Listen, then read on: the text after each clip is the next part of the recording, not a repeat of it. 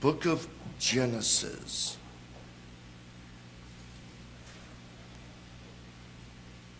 Genesis chapter 1. Genesis chapter 1.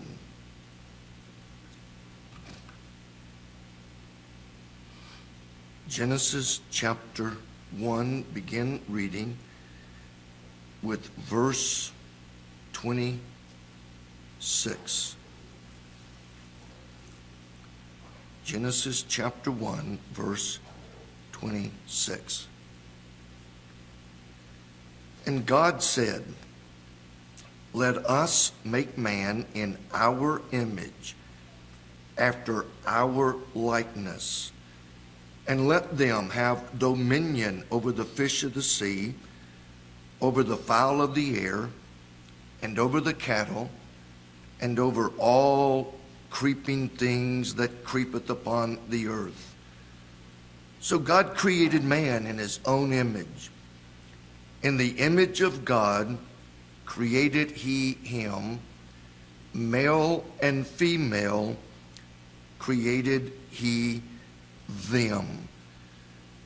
In Genesis chapter 1, we're told of God's creative acts. We're told in verse 1 how that he made the heavens and the earth. We're told in Genesis 1 how he drew the dry land together and put the waters together. And the dry land he called earth, and the waters he called seas. We read how that he simply spoke and how he created all of the plants and the animal life.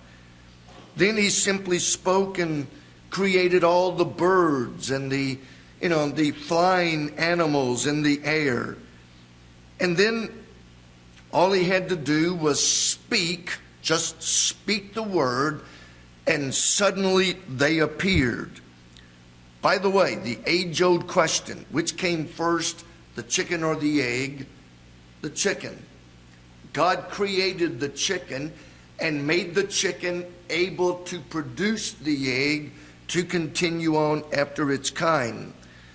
We see that God created all the land animals, all of the great big living creatures that moveth, and all of these things, the living creature, the beast of the earth, all of the cattle. God simply spoke, just spoke the word, and they instantly appeared.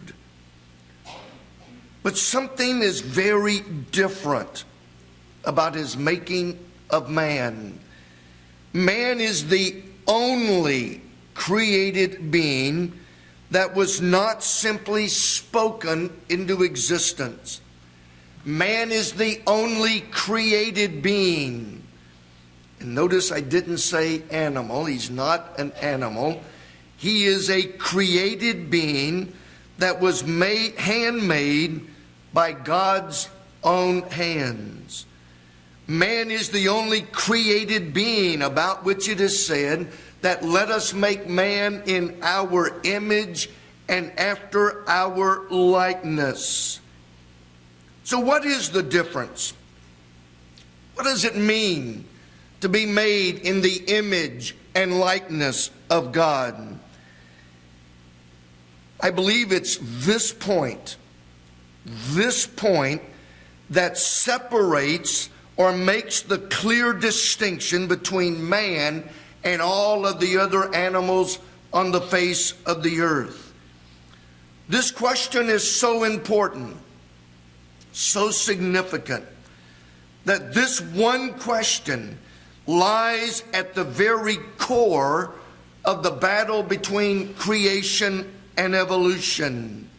This one question is at the very foundation of the two world views that are on earth today. What is man?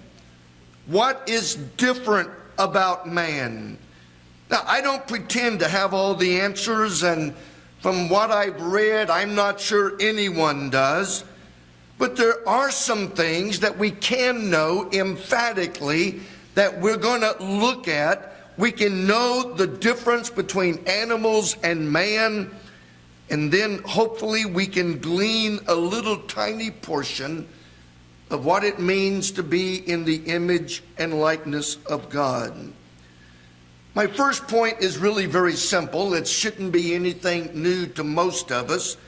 But I want to establish that in the image of God, man clearly, absolutely is not an animal. I've seen some people act like animals. I've seen some people that were as immoral as animals. But in the image of God, we are not animals. Anyone, even the least,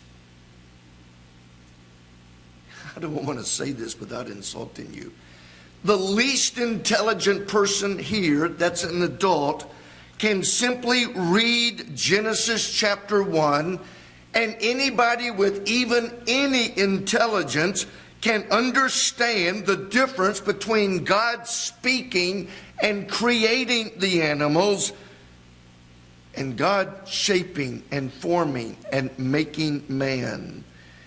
Anybody who can read at all understands that all of the animals were to reproduce after their kind. That in itself eliminates any possibility of evolution from molecules to man. Regardless of what science tries to tell us today, there has never, ever been a documented, factual case of a dog crossing with a cat.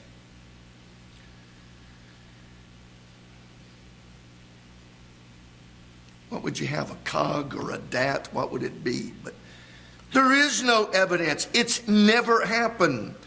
There's never been a single case of a bird reproducing with a giraffe.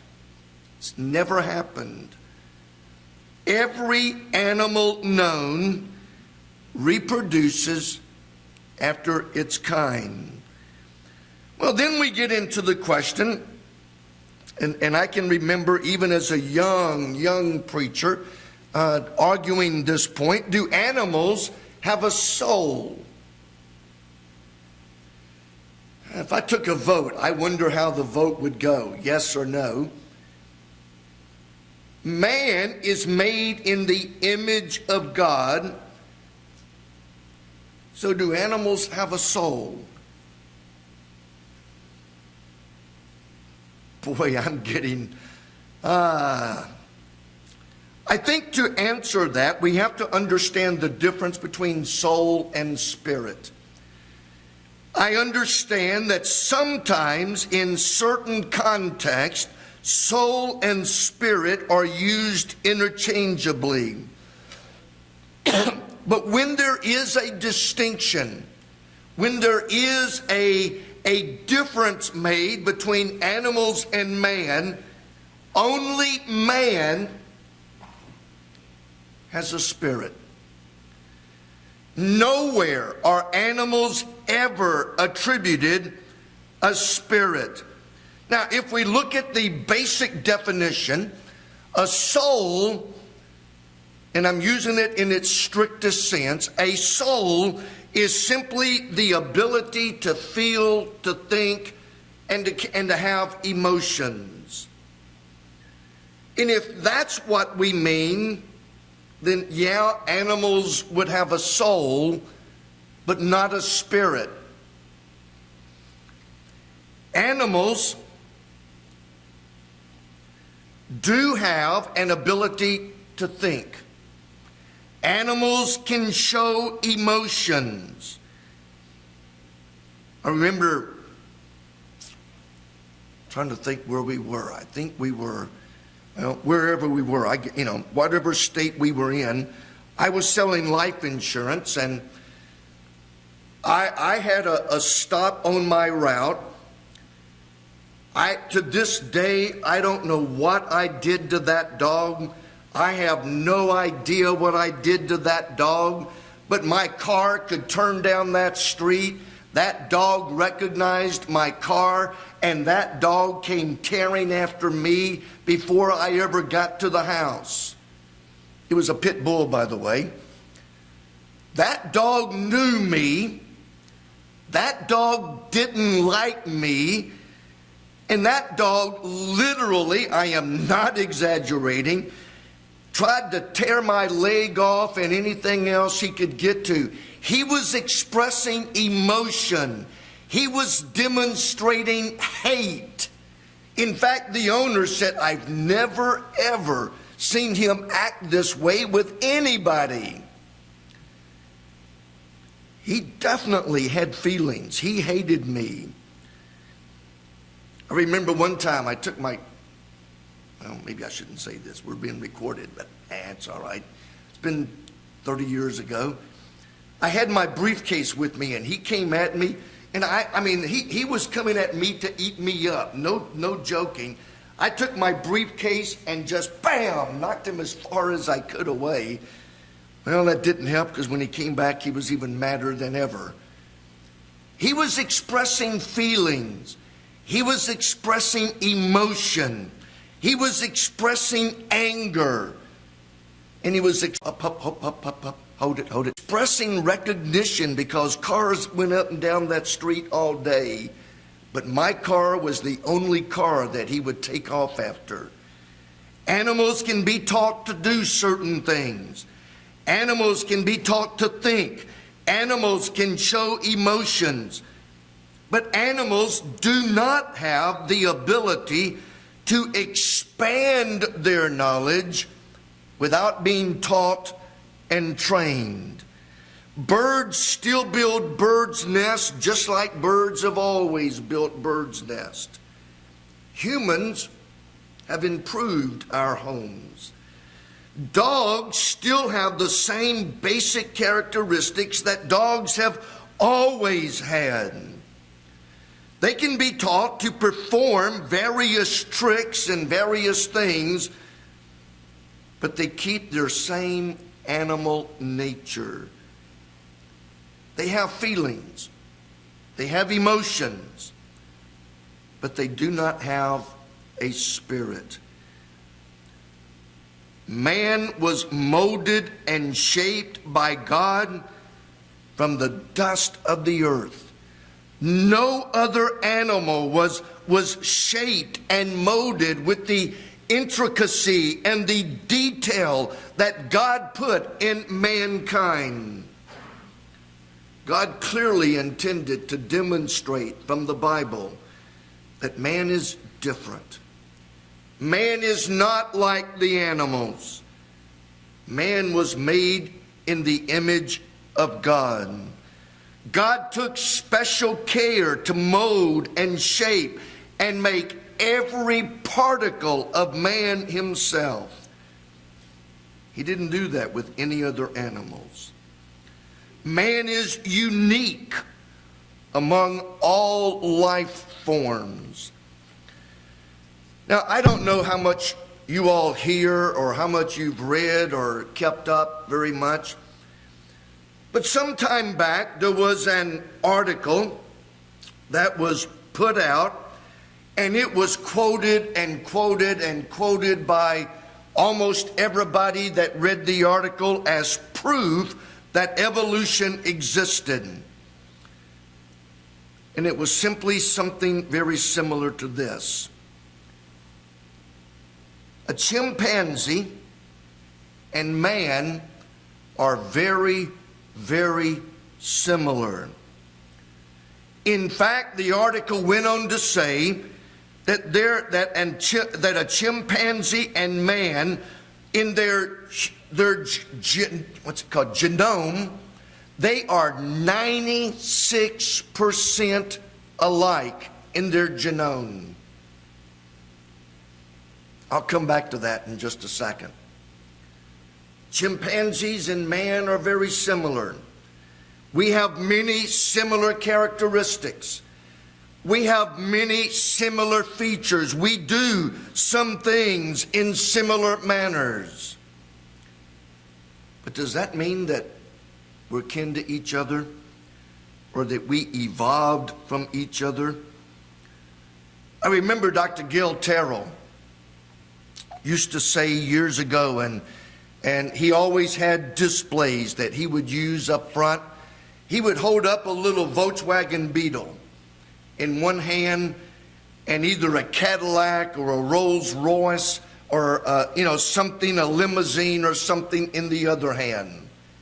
If you look at those, there's a lot of similarities. They both have doors. They both have engines. They both use the same gas. They both had basically the same types of motors. There was a lot of similarities. They could pull up and both of them could use the same gas.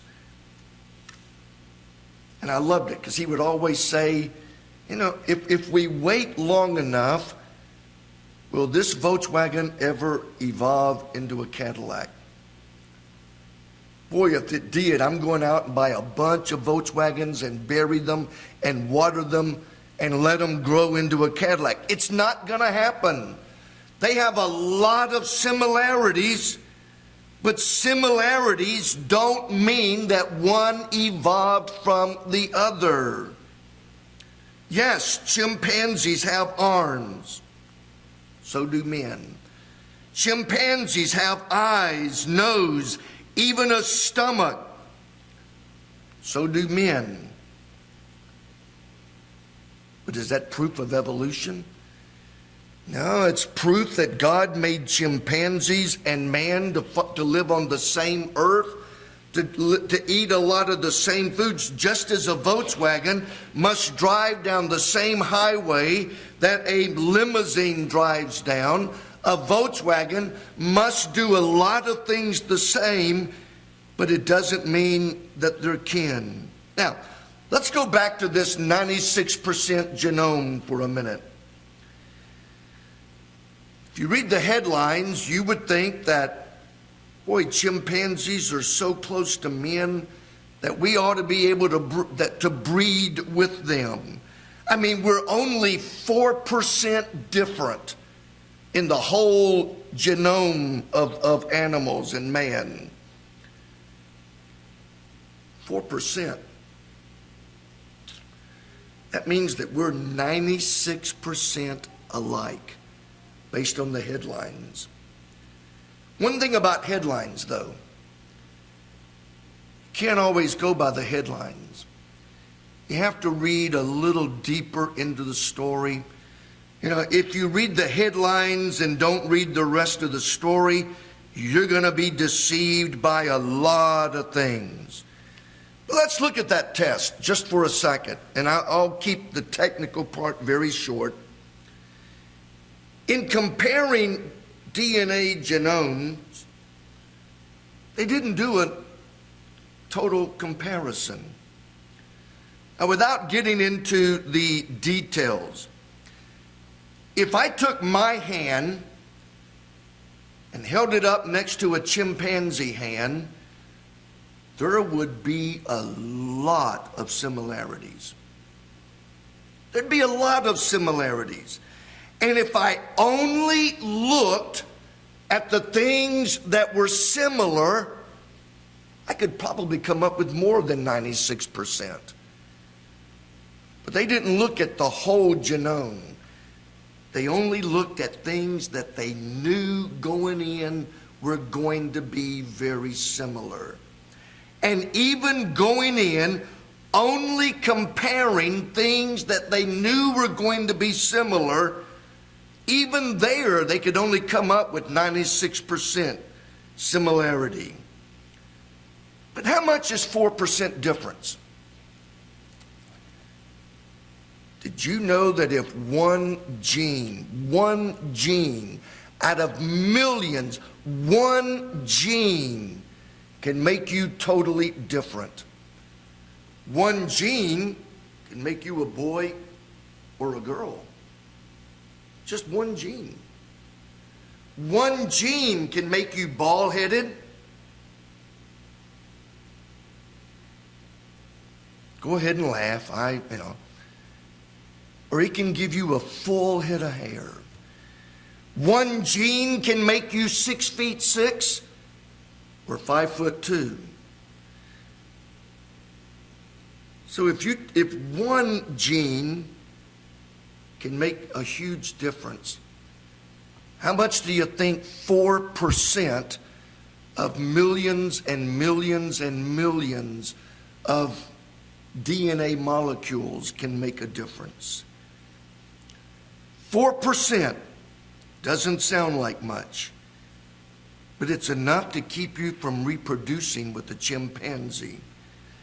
4% is enough to prove that there's no way possible that you could have evolved from the one from the other. Similarity doesn't do away with differences. Now, I come up with some ridiculous illustrations because I wanted something you would remember. A nickel is very similar to a quarter. Would anybody like to trade me a quarter for a nickel? They're very similar. If I keep a nickel, will it grow into a quarter? Can I mix them together and make a silver dollar? A dollar bill is very similar to a $10 bill. Go into a grocery store and buy $1 worth of candy bar and ask for change for $10. Very similar. But similarity doesn't mean they evolved, nor does it mean they're the same. Anybody in their right mind knows that just because two things are similar doesn't mean they are akin to each other or that one came from the other. Everything in Scripture, everything you read in Scripture declares without question and without hesitation that man is most unique of all of God's creation. In fact, you have to go outside of the Bible to even dream up the idea that man evolved from animals. You know, I find it interesting. Even many so-called Bible scholars have to admit that if you take the Bible at face value, the Bible clearly contradicts evolution. But, and here's what they usually say, but we know evolution is true, so therefore we cannot take the Bible literally. You got to go way outside the Bible to come up with anything like that. The fact that Jesus only died to save men shows that man is different from the animals. To believe in evolution of man from molecules to man is because men have chosen to be willingly ignorant. Man is unique. Only man is capable of enjoying a relationship with God now and forever. Animals, even the smartest of animals, can't pray unless somebody tells them what to do. Even the smartest of animals cannot communicate with God.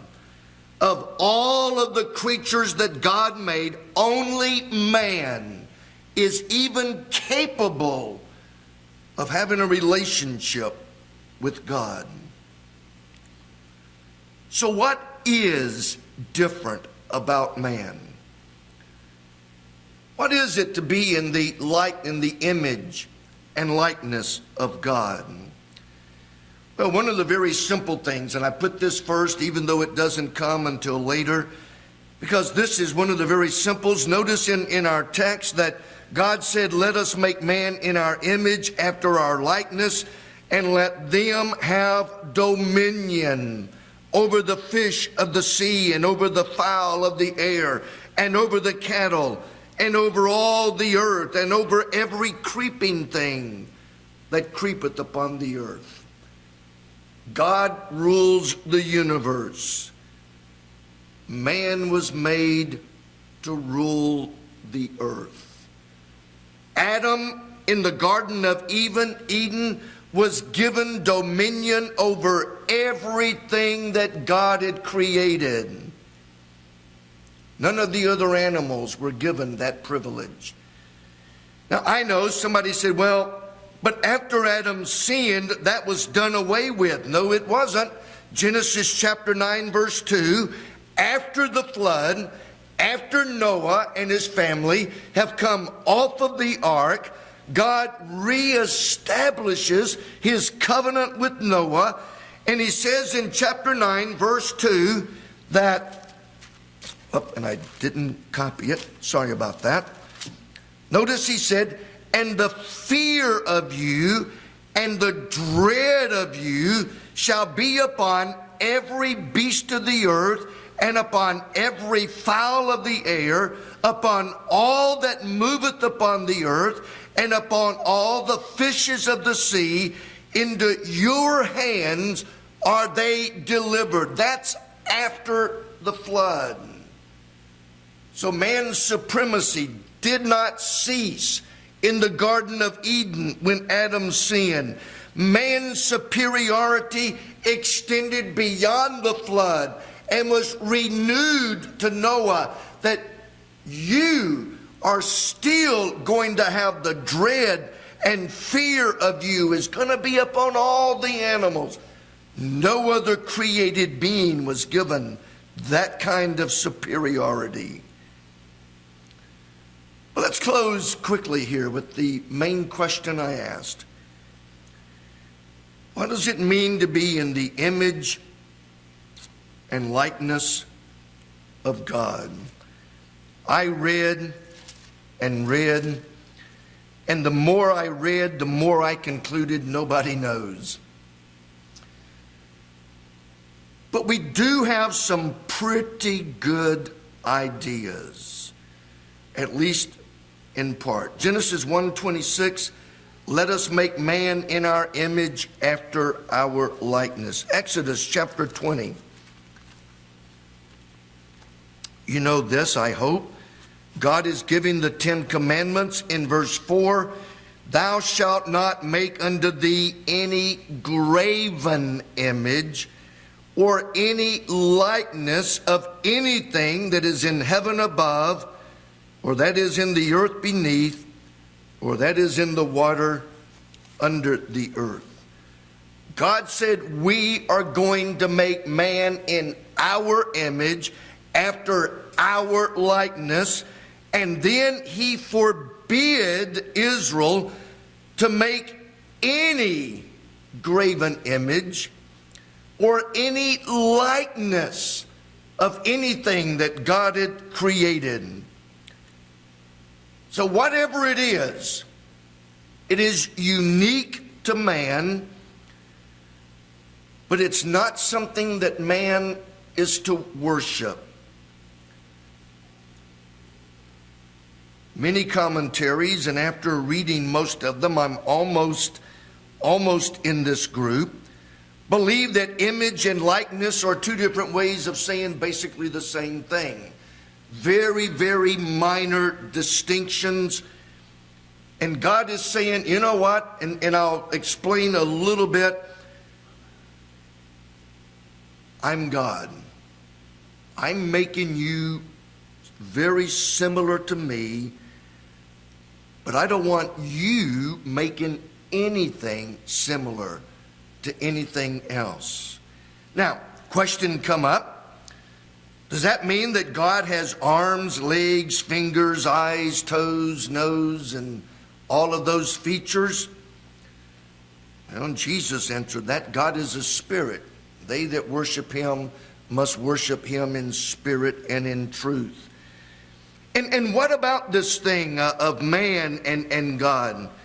I think Paul gives us a little idea in Philippians chapter 2, Listen at what Paul said, talking about Jesus Christ, who, being in the form of God, thought it not robbery to be equal with God, but made himself of no reputation, and took upon him the form of a servant, and was made in the likeness of man. And being found in fashion as a man, he humbled himself and became obedient unto death, even the death of the cross. We were made in the image of God. Jesus Christ took upon himself the image of man, because man had sinned. And so Jesus Christ was found in fashion, in the likeness of men, in fashion as a man. So did God have arms, legs, nose, toes? Probably not. I think the image and the likeness go much deeper than mere hands and feet. Although it does appear from Scripture that when we get to heaven, we will have a body with arms, legs, hands, feet. But that's another sermon for another day. What is the image of God in relationship to man? God is a moral being.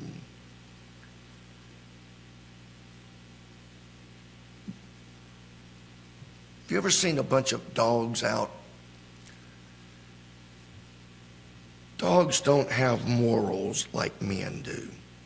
I've seen some men that dogs had more morals than some men I've known, but man is a moral creature. We have a certain sense that some things are just wrong. We're born with a certain sense of morality, and it's only as our conscience is seared that we do away with that moral character and get into perversions and things. God is a moral being. God is a just being. You know, even young kids, and I marvel with children. Even young children have a certain sense of, that's not fair. Where do they get that? Now, you throw a bunch of food out to a bunch of dogs and they may fight over it, and they may kick each other out of the way, and they may push and nudge, and they may get in to get all they can get. But I've never seen a dog come up and say, that's not fair that he got more food than I did. Only man has a sense of fairness and justice. Only man has a basic sense that some things are just wrong. Animals don't have that sense.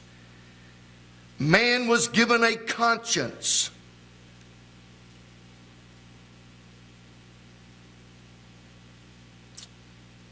Obviously, I'm extremely partial to the creation-evolution debate a few weeks ago between Ken Ham and Bill Nye.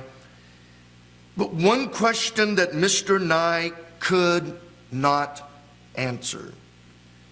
Could not answer. Where did man get his conscience from?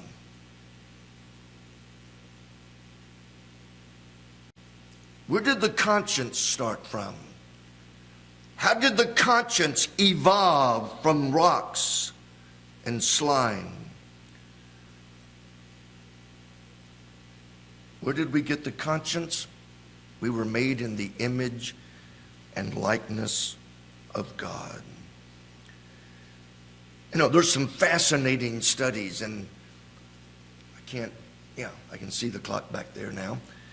There's some fascinating studies on the ability to speak. Where did speech come from?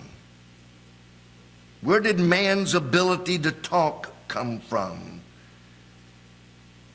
God said, which implies conversation.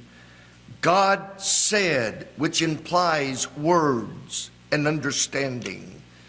And God breathed into Adam the breath of life. And one of the first things that we see Adam doing is naming the animals. You don't see dogs sitting around saying, I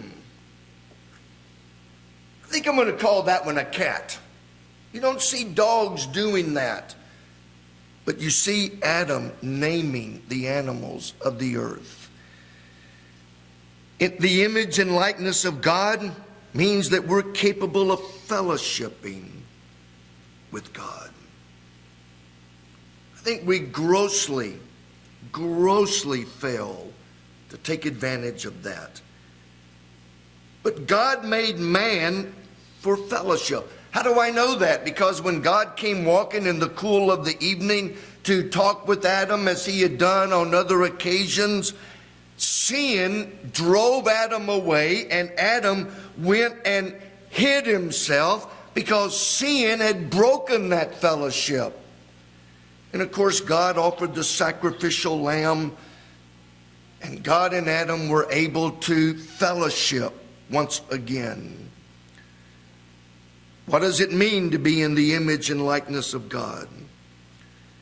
If there's one theme that runs through, especially the New Testament, we find that God is love.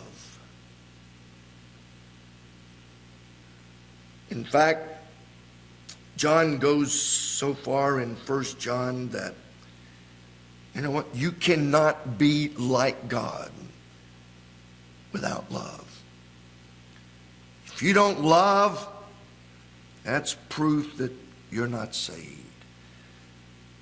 The image and likeness of God being love is so strong that if you don't have that image and likeness of God in love, it's because you've not been made a new creature in the image and likeness of God. God is love. And the more we become like God, the more His love fills us, and the more His love flows through us to those round about. Last of all, in this point, God is eternal. You don't find, at least in the Bible, that God saves animals and they live forever and ever in heaven with Him. Now, will there be animals? Certainly there will be on the new heaven, the new earth. We know that on the new earth, there's going to be animals, but animals are merely created beings. Man is eternal.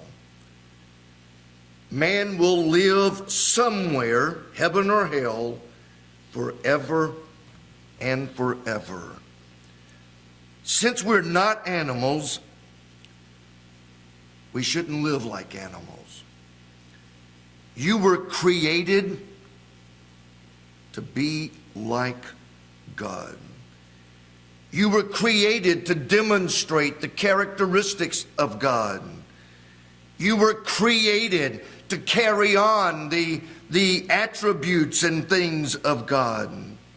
You were created above all animals, not merely from one of them.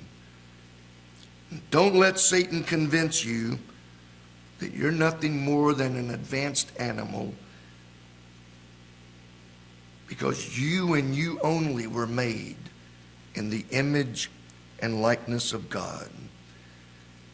Because we were made in the image and likeness of God,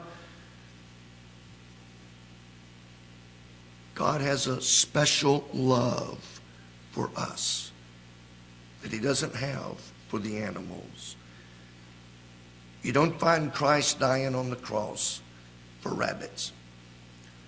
You don't find Christ dying on the cross for elephants.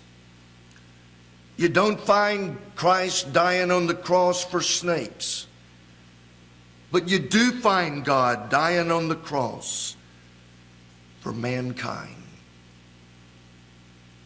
Don't let Satan tell you that God doesn't care about you. You're nothing, you're nobody, you're an animal.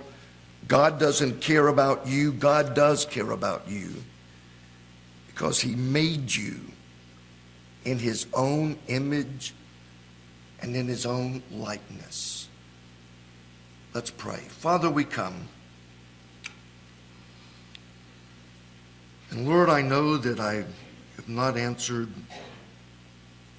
even a tiny fraction of all the questions and discussions that can come up. But if I get across the point that man is most unique of all of your creation, and that we were made to be like you, may you use that point that I was divinely created to be like you. May I remember that when I go to work.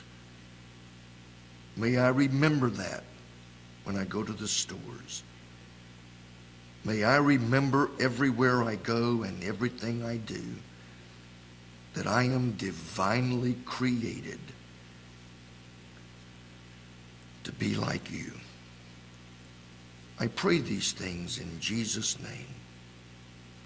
Amen.